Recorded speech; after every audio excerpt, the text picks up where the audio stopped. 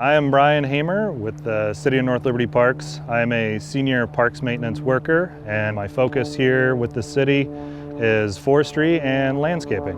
What that entails is I oversee all of the landscaping throughout the city and all of our retention ponds, streetscapings, medians, and then on the forestry side, all the trees and then some of the creeks and stuff throughout our town. We have a lot of grants that we continuously go for, like one is a Trees Please grant. Tree City USA is another grant we apply for to really help build back that tree infrastructure. As always, emerald ash borer is heavy in Johnson County right now. Some of the challenges we face depends on the size of the tree. We're losing some of our big trees, unfortunately. There's not a whole lot of treatment options. What we're really concentrating on are the smaller ones that are easier to treat. Some of the trees we've planted in North Liberty recently, like the hornbeam, honey locust, quite a few maples. The point of that is to create that diversity so we don't have another problem like emerald ash borer.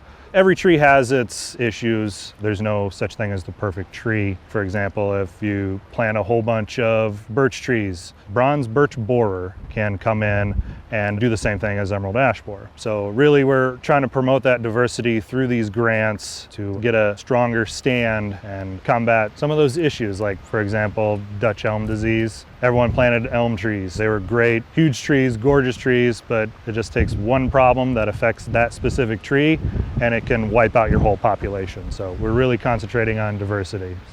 Some of the plants that we put in our kind of streetscapes, for instance, Penn Street, we have a plant out there called Sea Thrift, and it's a very hardy plant, and we put that there on purpose because it has a very bright, showy flower, but also it's fairly low maintenance. You know, you have snow plows in the winter coming by, they throw a lot of salt.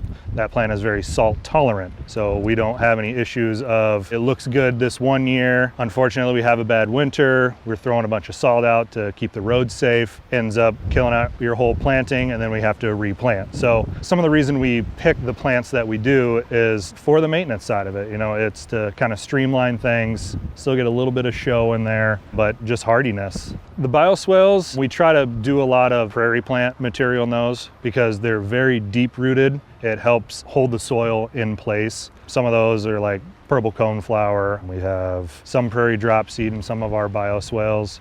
Sedum is another good one that's used, very succulent, holds a lot of moisture. And the other side is when we do these bioswales, all the water comes into them, sits there, the plants take it up so it's not running off into your ponds and streams and causing localized flooding.